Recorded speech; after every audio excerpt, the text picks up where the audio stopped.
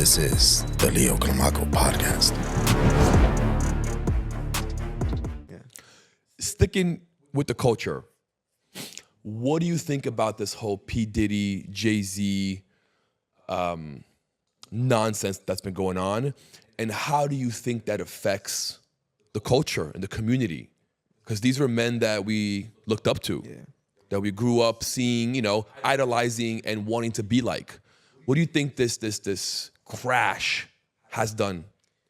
It just says that people are human. You know what I mean? I think like in everybody's situation past, right? Like everybody got skeletons per se in the closet, right? And so people are human.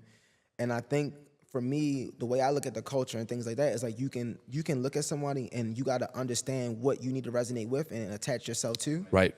And then you got to figure out like the stuff that you can't, like you just throw that stuff out. You know what I'm saying? So I don't think that any of the stuff that they've done, whether it's, with, men or like some of the other stuff that we hear with, little girl, that none of that stuff it feels good. I have a daughter, so I don't resonate with that at all. Yeah. But I wouldn't throw out everything they have done for the community and for the culture as well too, because you got to take the good with the bad. And I think it just says that we're all human and that we're all in some way, we're all sinners.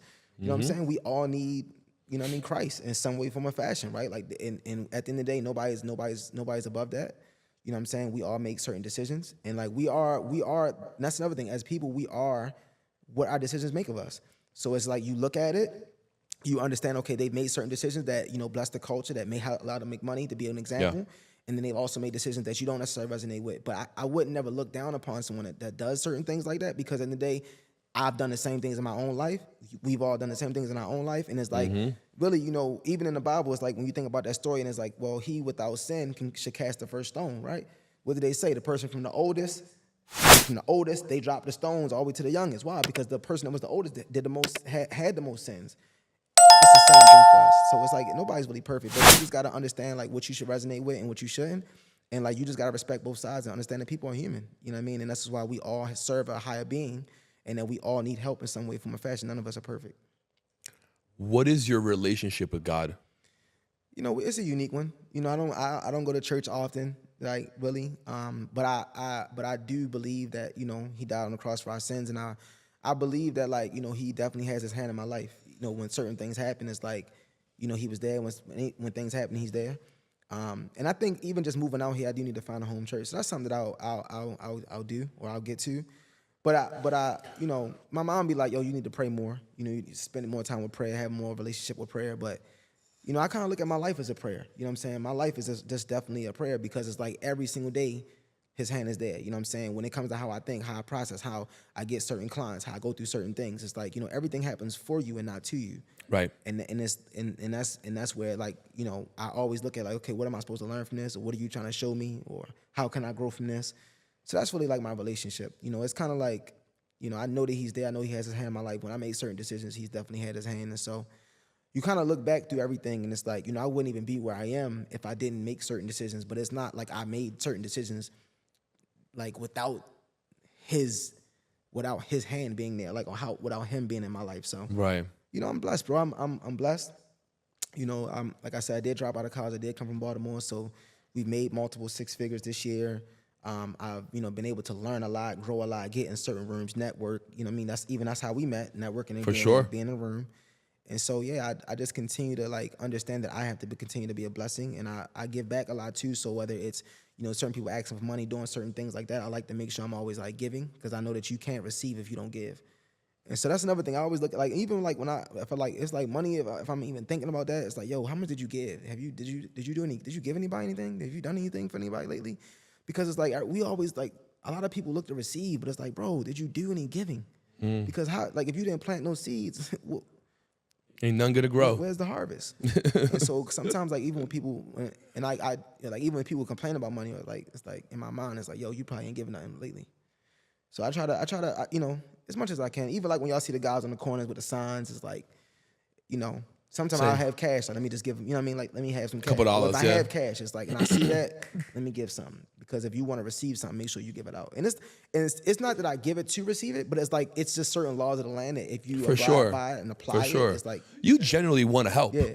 Huh. So it's like, you're going to definitely receive. So that's my relationship, bro. You know, I'm blessed, man. I blessed to be here. Definitely could have died multiple times. I've been robbed at gunpoint back home in Baltimore, Maryland. So I know that, definitely even when I got robbed at gunpoint, even certain things that happened to me in different times of my life, it was like, yeah, there's a purpose for my life. And that's the thing, like knowing that there's a purpose and just going out there and working hard to fulfill it every single day. That's really where he comes into play. So I thank him for that for sure. How old are you now? I turned 33 Saturday. Nice. I'm 32. Yeah, 32. Turned 33 Saturday. Happy early birthday. Thanks, bro. Yeah, man. It's been a lovely journey, but more to do, more to come. Where do you want to be by 40? In the words of Eric Thomas, bro, I don't have a 5-year plan, but I will tell you that I go out every single day and I grind. I work hard every single day and I'm grinding. The reason I've never like did the 5-year, 10-year plan guy is because I just feel like every day I go out and put it out there and lay it out. You know what I'm saying? I'm gonna lay it out on the line every single type of, you know what I mean? Like basketball, football, whatever the sport, I'm gonna go out there every single day. I'm gonna lay it on the line, and you gonna know I gave my all. So, I know that I'm gonna be successful and make more money and do more of that.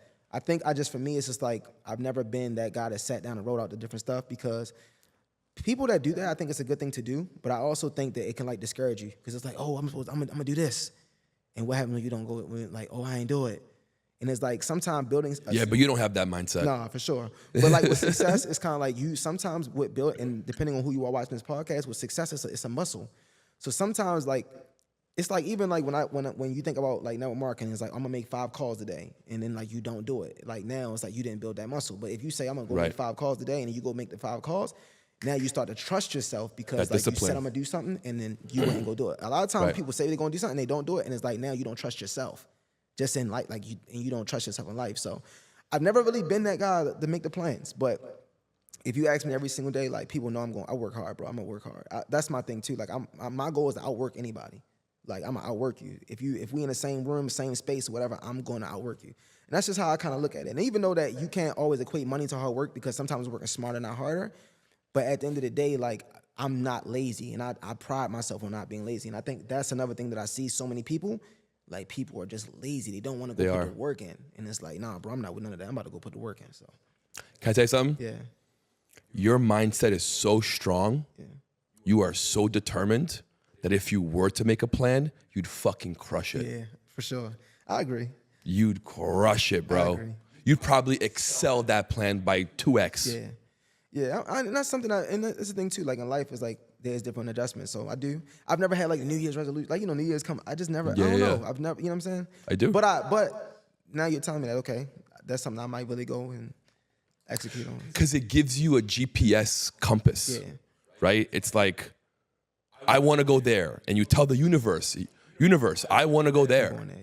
And you're going to go there regardless, right? But if you tell it, it's going to help you get there. No, for sure. It's definitely a GPS. You gotta have a GPS. I mean, in life in general, you gotta have a GPS. But I think that too, like the GPS for me is because I work hard every single day. Like, trust me, I'm making lefts. I'm gonna make the right. I'm gonna go straight because I'm gonna work hard like, every single day. And it's even like when you fail, when something happens, it's just like it didn't go the way you wanted it to go. Right. Yo, it happens for you. What? Like, how can I bounce back on that? So, it's amazing, man, to be turned 33. I used to be broke. That's why I understand what being broke looks like. I remember like having my daughter at 24 years old. So she turns 9 this year.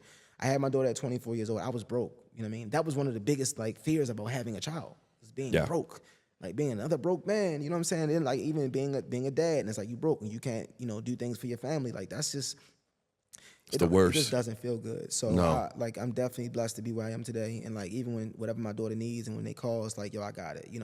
My mom. She want to take a flight. She going to Virginia this weekend. She calls. I was like, Ma, it's my birthday. You know what I mean? Okay, Ty, I get it. Like, but I need you to buy me this flight. I want to start traveling. Okay, Ma. Like, you know what I mean? Book the flight. Like, it's crazy that I got to buy a flight for you for my birthday. But it's like, you look at it and it's like, I remember there was a time she wouldn't even call me because I wouldn't even be the guy that she could depend on. And it's like, nah. So I love being the guy that like my family and my people can depend on. My dad, shout out to my dad. My father called me, Ty. So he called me like, yo, Ty, I might need something. All right, Dad, like, let me know. Well, a week later, he called me, yeah, Ty, I need a whole like $700. I want to buy these sweatsuits. And my father was a straight hustler. I want to buy these sweatsuits. I'm going to flip the sweatsuit. Right. I'm like, all right, Dad, I cash out my $700, no problem. He was like, Ty, you don't know how hard that was for me. You know what I'm saying? To ask you money, right? So I'm like, I wait like a week or 2 weeks. I call him back like, hey, Dad, look, I just want you to know, like, you don't even gotta like worry about paying me back, bro. Like, Right. he like, Ty, no, like, no, Dad, it's cool. Like, you can have the money. I don't need it. And he was just like, well, whatever you're doing, just keep doing what you're doing. As long as it's legal and you're good, like, just keep doing what you're doing. But that made me feel good because he could call me, he could depend on me, and it's like, yo, I got you. You know what I mean? It made him feel good too, proud. Yeah, for sure. So, those are the things that, like, when I look at my life now, super blessed, bro. Would never trade it. I have a tradition that I like to do Okay. at the end of the show. Give me a second. Okay. So that's Thor's hammer. Okay. Right? In order to be able to lift it, Okay. you got to be worthy. Got you. Right? Got you. Like Captain America. Okay. He almost lifted it. Okay. But then eventually he lifted it because he's worthy. Got you. Right? You have one of the greatest mindsets I've ever seen. Yeah. I feel like you're fucking bulletproof. Right. How can you teach someone to have that same mindset? Someone who feels unvalued, unworthy. How can you open the door for them to have them step through to learn what you know about value and worthiness? When it comes to the mindset, I would tell them, one, turn off the music and turn off the TV. Because the two biggest things we got to realize, right, is that the TV it's television, but if you break it down, it's lie, vision, right? So it's telling you lies, right? And then when it comes to the music, shoot them, kill them, drugs, the women, like those are the things that's not going to make you successful. So the first thing is like, it's not even just what you do, it's what you turn off and like what you eliminate. So let's eliminate the television, let's eliminate the music. The second thing I would tell you is then like you got to find people that you resonate with, that you like to listen to. I liked Eric Thomas. I liked Nehemiah Davis. I liked Jim Rohn, right? I liked Brian Tracy. Like I like these guys. You got to find stuff you listen to, but you got to listen to it every single day, all day. Yeah. Right? You got to wake up listening to it. You got to listen to it all day. You got to go to sleep listening to it. Because the biggest thing about the mindset is that it's crafted over time. So think about like when you grow up, it's like you listen to music, radio and all that stuff. That's, when you 4, 5, 6, when you 10, when you 15, when you 20, you listen to all that. You listen to it for 20 years. Yeah. Boom. Now, and that shapes your mindset, how you talk to women, how you think about And you want to be like that. You want to be like that.